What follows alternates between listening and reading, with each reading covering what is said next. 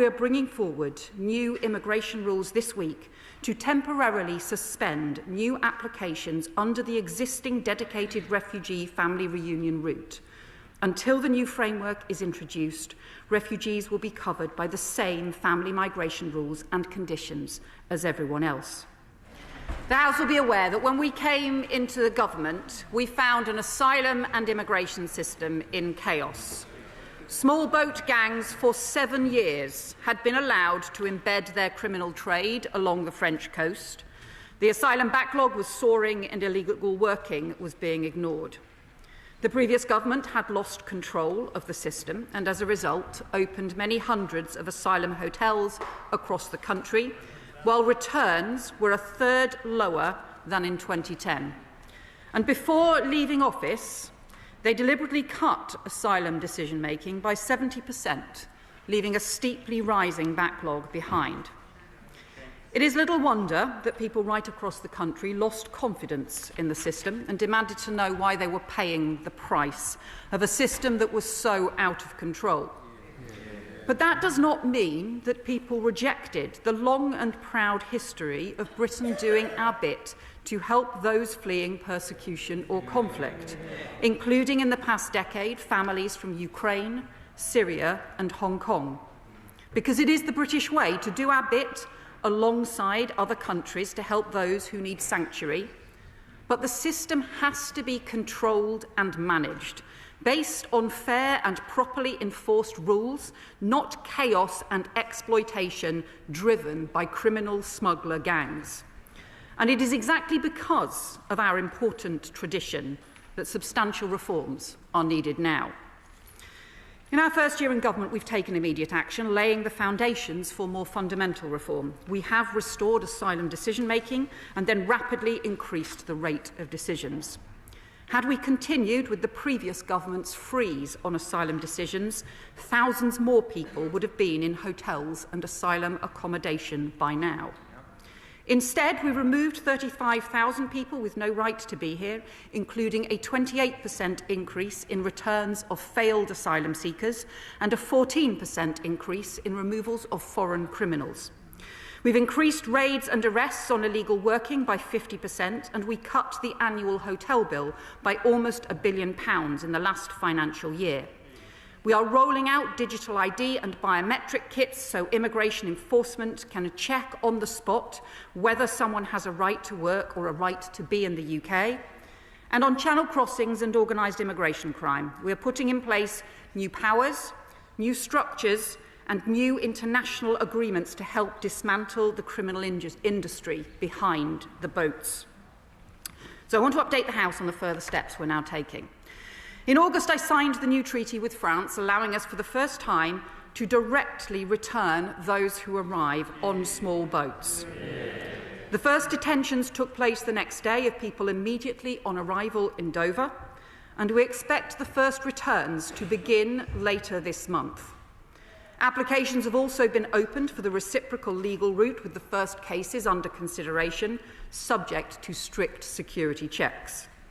We've made clear this is a pilot scheme, but the more we prove the concept at the outset, the better we will be able to develop and grow it. But the principles it embodies are crucial, because no one should be making these dangerous or illegal journeys on small boats, and if they do, we want to see them swiftly returned. But in return, we believe in doing our bit alongside other countries to help those who have fled persecution through managed and controlled legal programmes.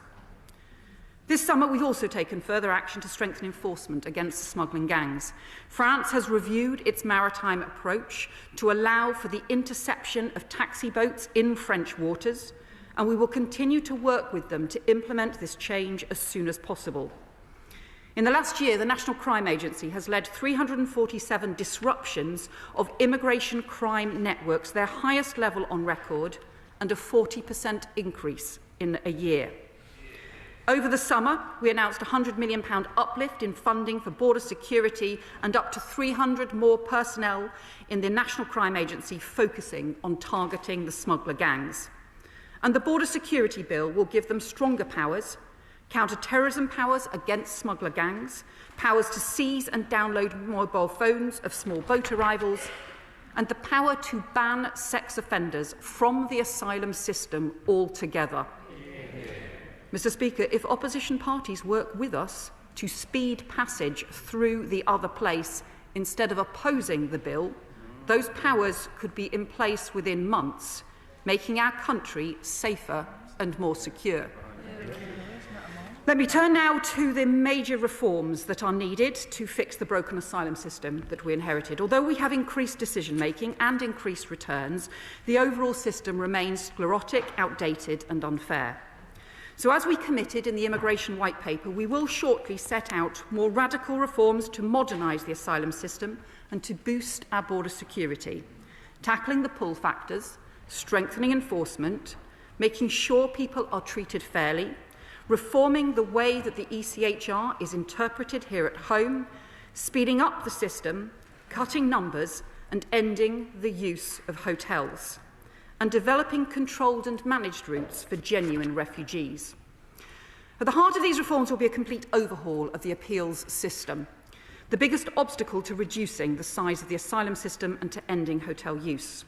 Because tens of thousands of people in asylum accommodation are currently waiting for appeals, and under the current system that figure is to grow, with an average wait time already of 54 weeks. So we have already funded thousands of additional sitting days this year, and the Border Security Bill will introduce a statutory timeframe of 24 weeks, but we need to go further. So we will introduce a new independent body to deal with immigration and asylum appeals, fully independent of government, staffed by professionally trained adjudicators with safeguards to ensure high standards, but able to surge capacity as needed to accelerate and prioritise cases, alongside new procedures to tackle repeat applications and unnecessary delays.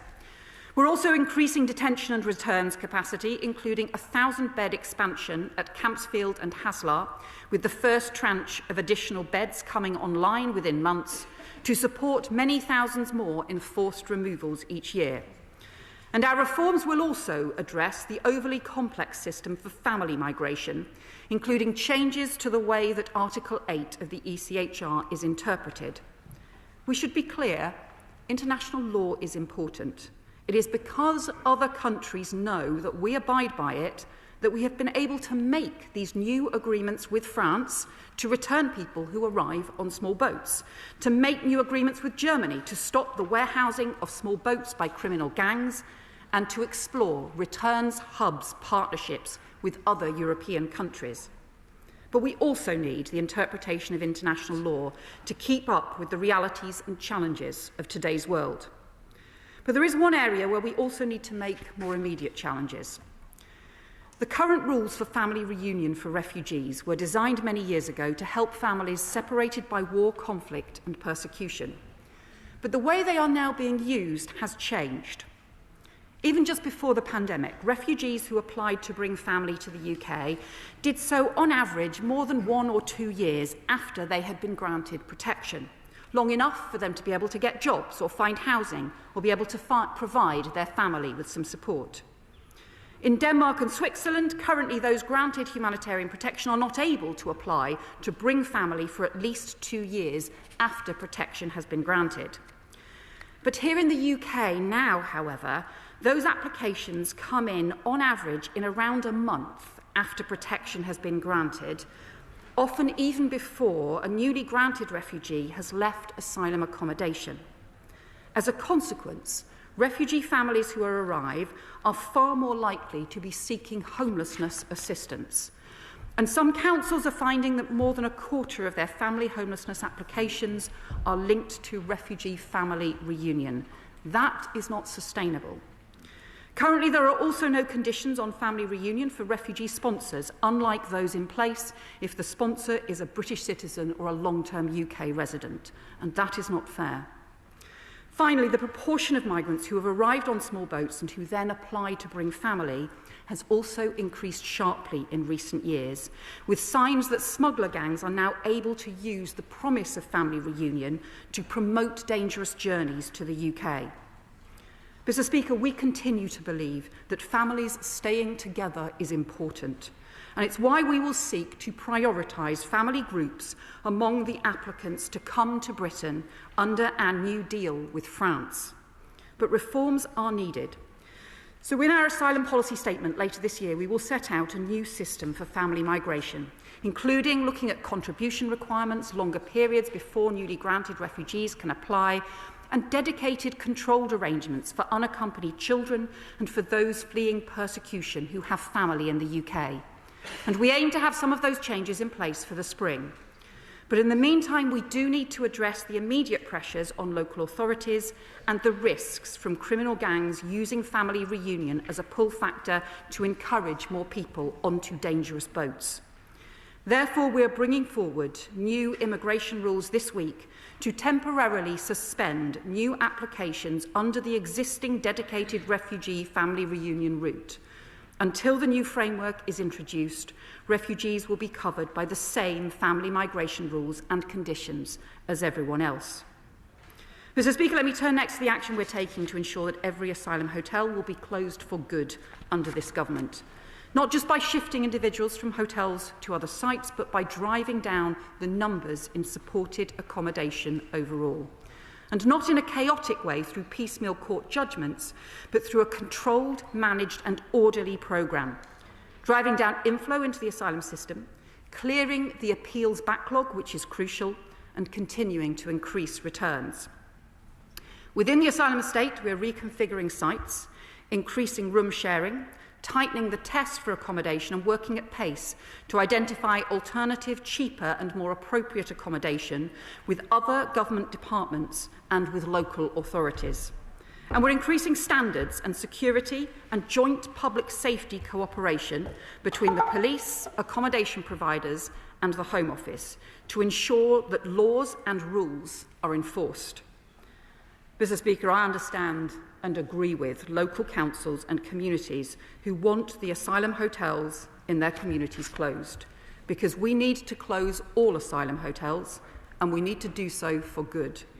But that must be done in a controlled and orderly manner and not through a return to the previous government's chaos that led to the opening of hotels in the first place. Finally, Mr. Speaker, let me update the House on the continued legal and controlled support that we will provide for those facing conflict and persecution. We will continue to do our bit to support Ukraine, extending the Ukraine Permission Extension Scheme by a further 24 months, with further details to be set out in due course. We're also taking immediate action to rescue children who have been seriously injured in the horrendous onslaught on civilians in Gaza so they can get the health treatment they need. And the Foreign Secretary will update the House shortly on the progress to get those children out. I can confirm that the Home Office has put in place systems to issue expedited visas with biometric checks conducted prior to arrival for children and their immediate accompanying family members.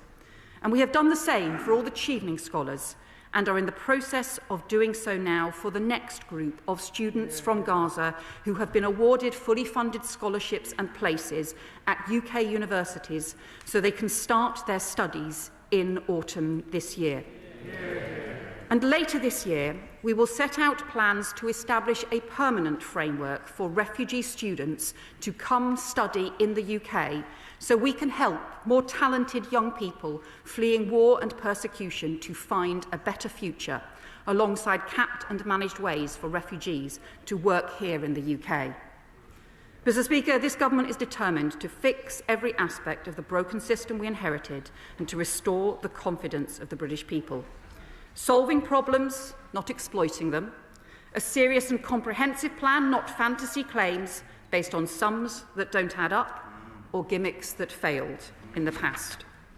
What we will never do is seek to stir up chaos, division or hate, because that is not who we are as a country, and that is not what Britain stands for. A practical plan to strengthen our border security, to fix the asylum chaos and to rebuild confidence in an asylum and immigration system that serves our national interest, protects our national security and reflects our national values. Because when we wave the Union flag, when we wave the St George's flag, when we sing God Save the King and celebrate everything that is great about Britain and about our country. We do so with pride because of the values that our flags, our king and our country represent: togetherness, fairness and decency, respect for each other, respect for the rule of law.